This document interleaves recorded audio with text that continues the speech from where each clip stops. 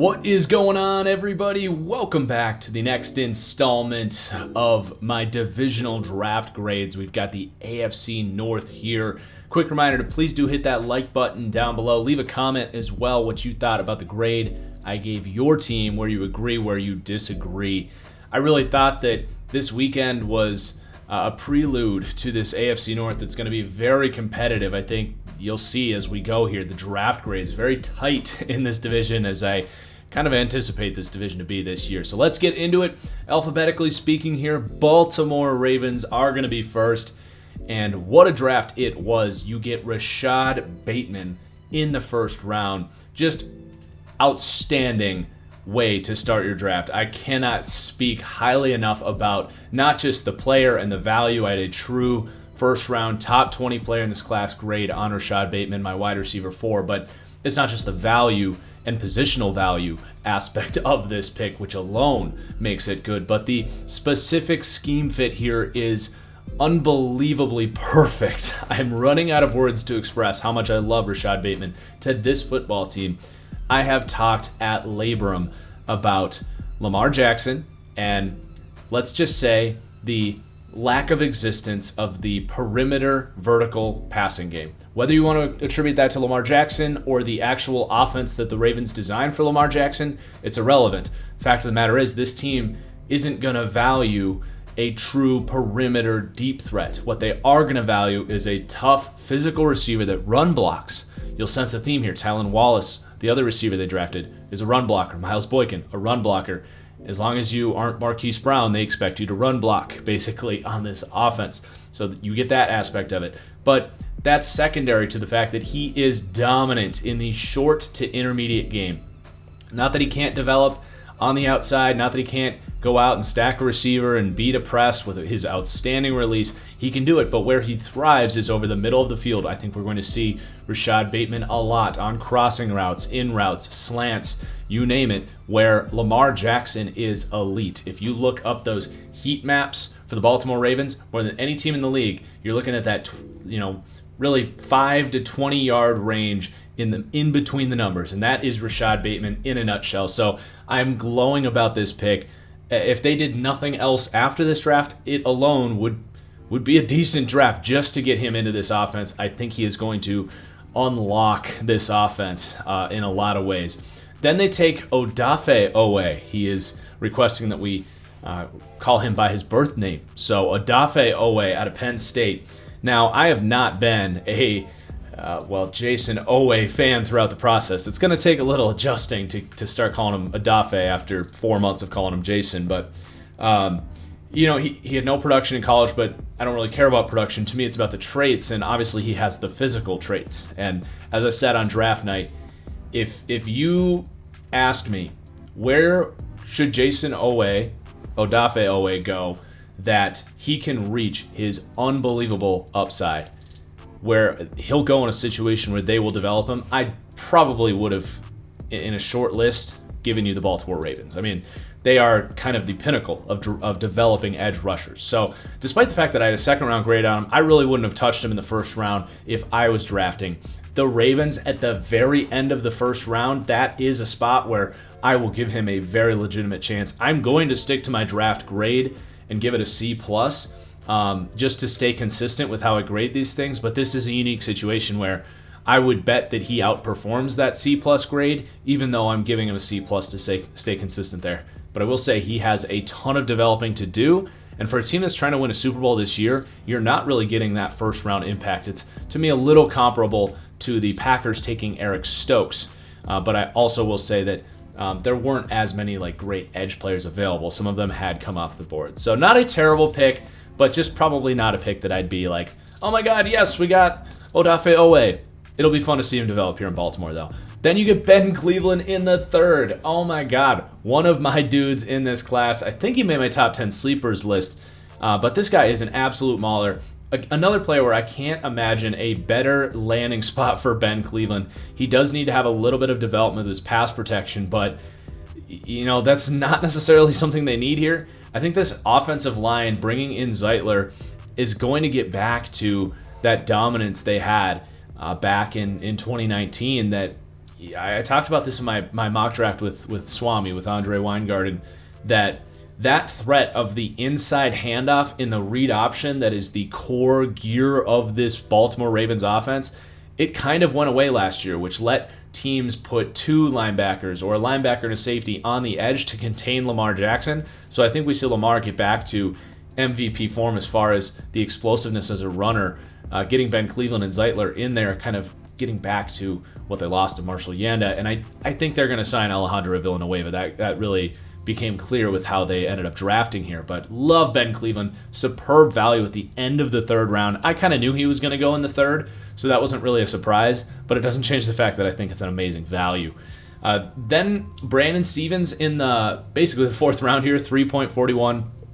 He is a super freaky athlete, very similar to Owe, except for he's not going to be asked to play a whole lot.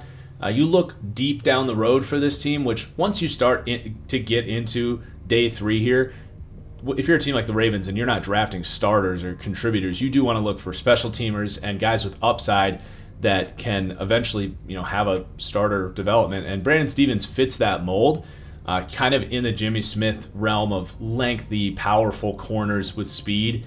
So he's going to have some great mentors there, and I think he could also be a player that outperforms this. A lot of people were surprised by this pick, and I did have a 6th to a 7th round grade on him, so it surprised me too, but it made a ton of sense. But again, I'll stay consistent with the grading profile there. And then Tylan Wallace, are you serious at this point?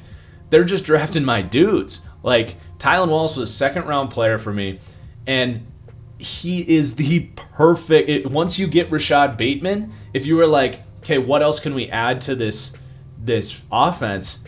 Tylan Wallace would be my answer, because you have your true deep threat in Marquise Brown. You now have your kind of do-it-all short to intermediate guy in Rashad Bateman. You've obviously got your tight end. But Tylan Wallace, as I've been saying, he was on my top 10 sleepers list. He is the definition of a number 2 receiver. He will run slants, go balls, curls, hooks, comebacks, you name it. And he's going to be the perfect number 2 wide receiver. He's going to be, I think, potentially better than Sammy Watkins, who's become quite overrated at this point. Now, it could take him a little bit to get up to speed with that, but to get him almost in the 5th round, unbelievable. He's going to be a reliable pair of contested catch hands that, let's be honest, Miles Boykin is big and tall and can jump out of the ceiling, but he does not come down with consistently with contested catches. So Tylan Wallace, such a great pick in the 4th round. They get Shaun Wade, who was obviously hated on quite a bit in the pre-draft process, kind of rightfully so. But once you start to get to the 5th round, you're talking about a guy that's going to be a special teamer, a versatile corner that's played on the outside and in the slot. I think a depth piece, a good just cultural piece for your team. Not someone you really want starting, but 5th round, I can get behind that pick.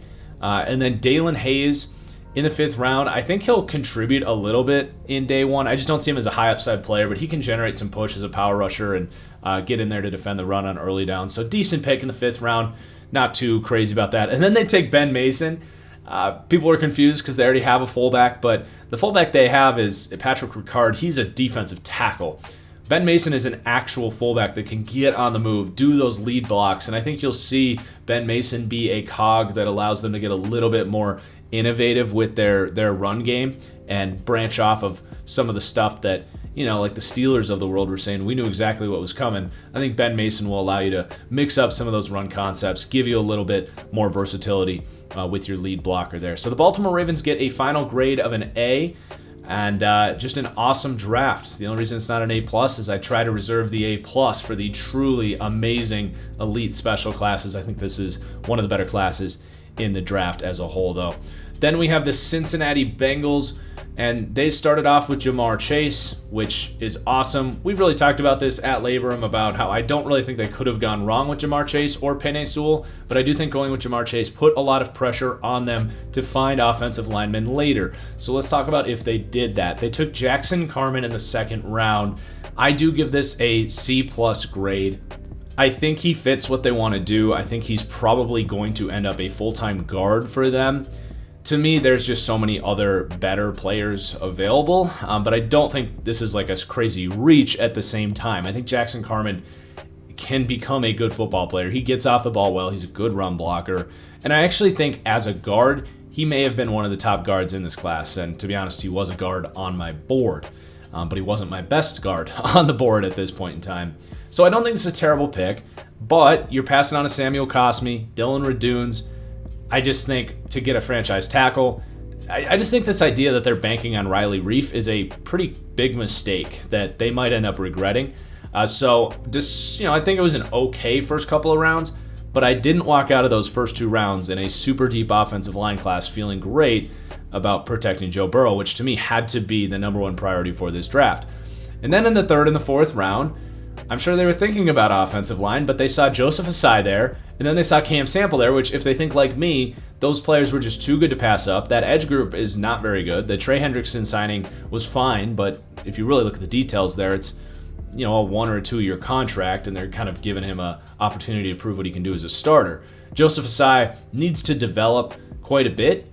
He's still kind of learning after converting from off-ball linebacker, but the traits are there, the get-off, the effort, the power, the long arm ability. It's all there. He just needs to develop before he becomes what he can be. My pro comp for Joseph Asai was Clay Matthews. And then Cam Sample is one of my favorite players in this class. I think he was the number 3 player on my sleepers list before the draft.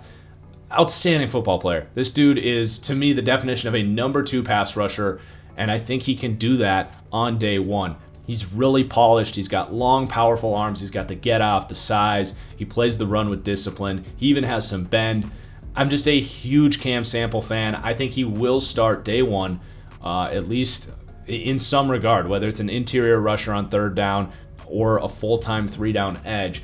I think you're going to get him to actually be the earlier impact than Joseph Asai. We'll see how that plays out. But either way, those 2 values were too good to pass up. But I will say, those picks alone are amazing, but still sitting here in the 4th round questioning this offensive line. But it does continue. They take Tyler Shelvin, who I had a 2nd to 3rd round grade on. Again, too good to pass up. They need another defensive lineman besides DJ Reader. Those guys, a little bit redundant. They're both huge nose tackle types, and you're not going to get a ton of pass rush from Tyler Shelvin at all, but I do believe he can be one of the elite nose tackles in the NFL. Something like a Snacks Harrison at the next level in a different era where that position's a lot less valuable. And then they take an awesome pick at offensive lineman, Deontay Smith.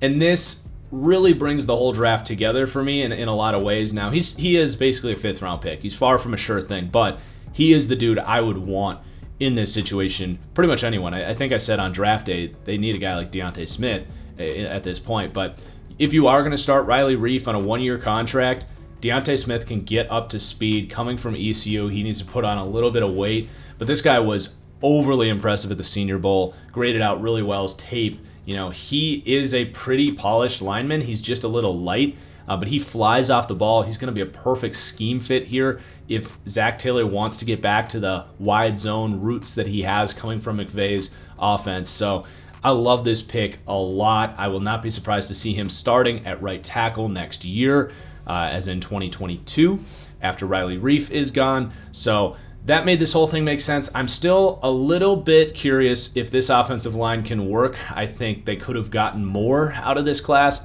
but at other positions they got so much freaking value. It's kind of hard to argue with. You just need to see these offensive linemen work out. Then they take a kicker in the 5th round. So special teams grades, if it's 6th, 7th round and you don't think the guy's going to make, if you don't think anyone else you take is going to make the team and you're doing it to save money, that's fine. But at the top of the 5th round and you're the Cincinnati Bengals who just picked 5th in the draft, I don't agree with taking a kicker. I just don't.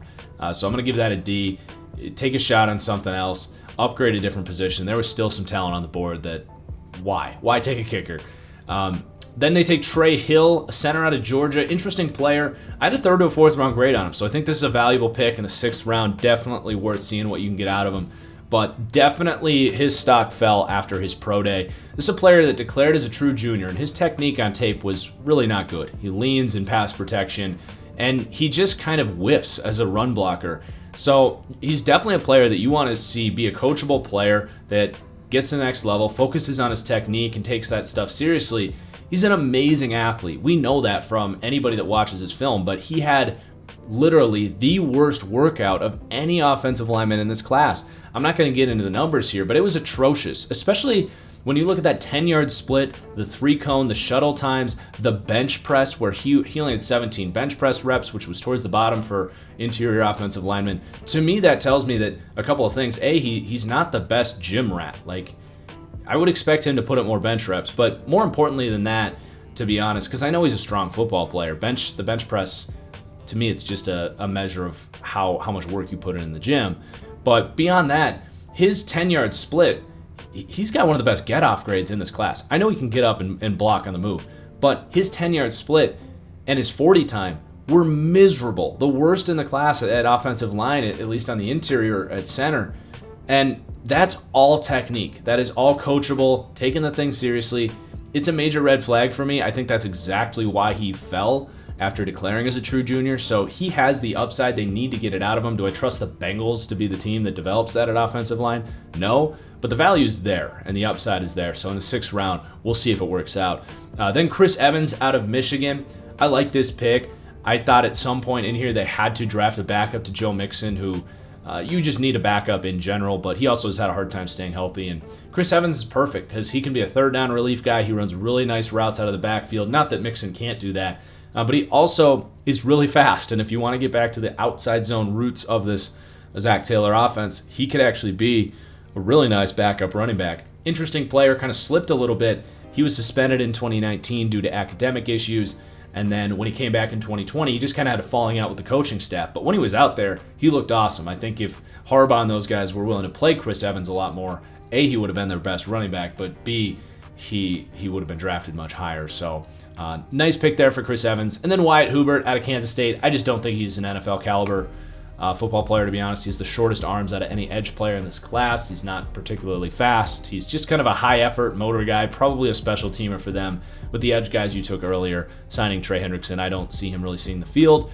But whatever, it's a 7th round pick. So the final grade here is an A-. I know you see a lot of A's, a lot of A-pluses here, but the combination of the kind of Jackson Carman pick that was just okay.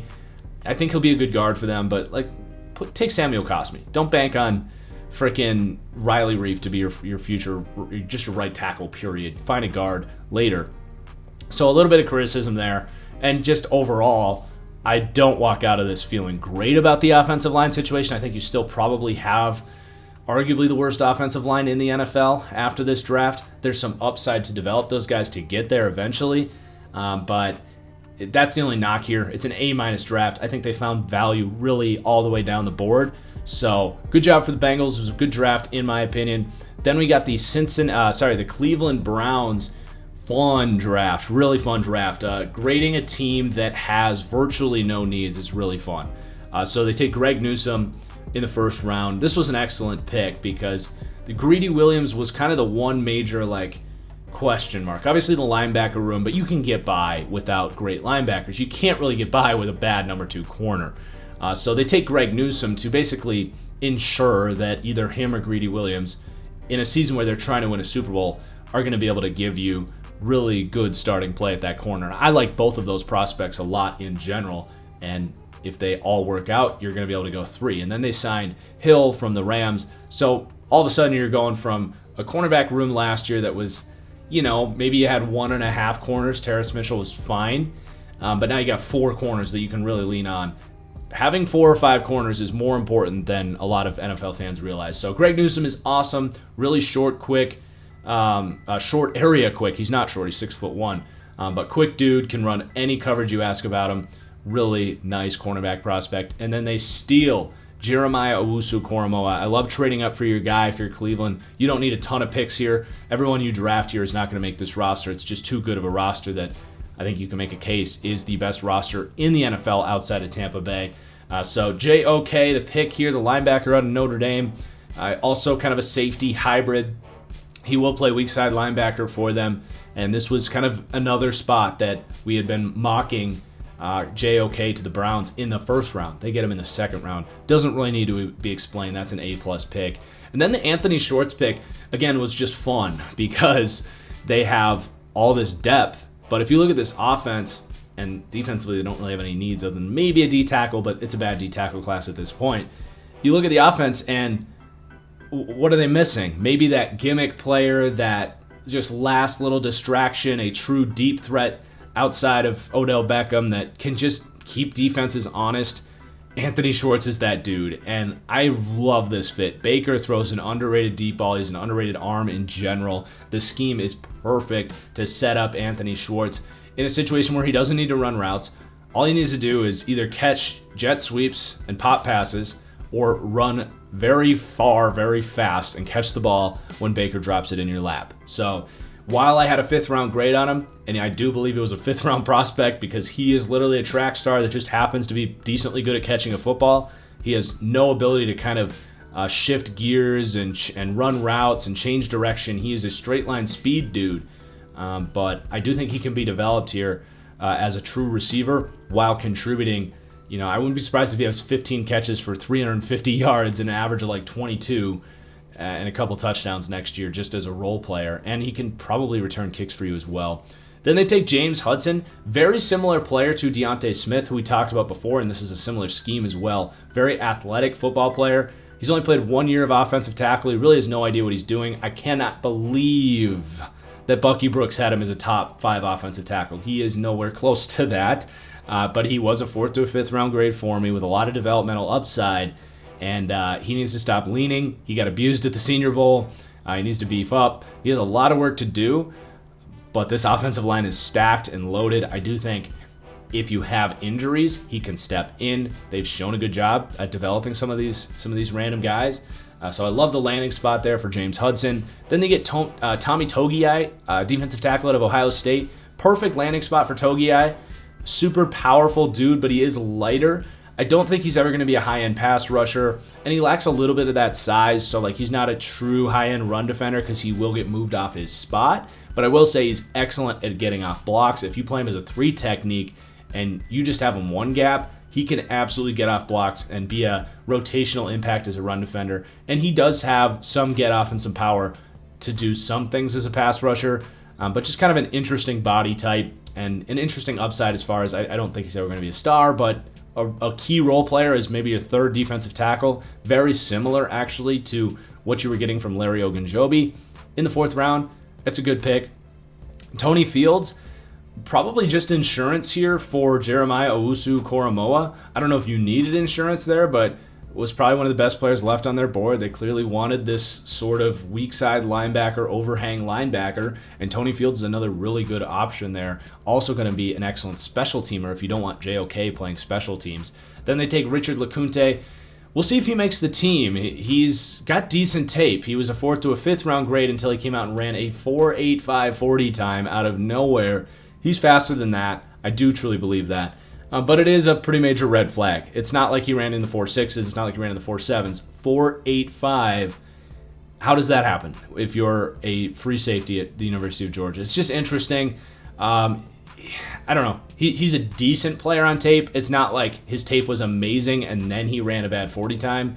It was just like, okay, he's a decent prospect, but then the 40 time was just kind of like, there's other players probably worth taking a chance on. But we'll see what happens there. It's not like a terrible pick in this draft.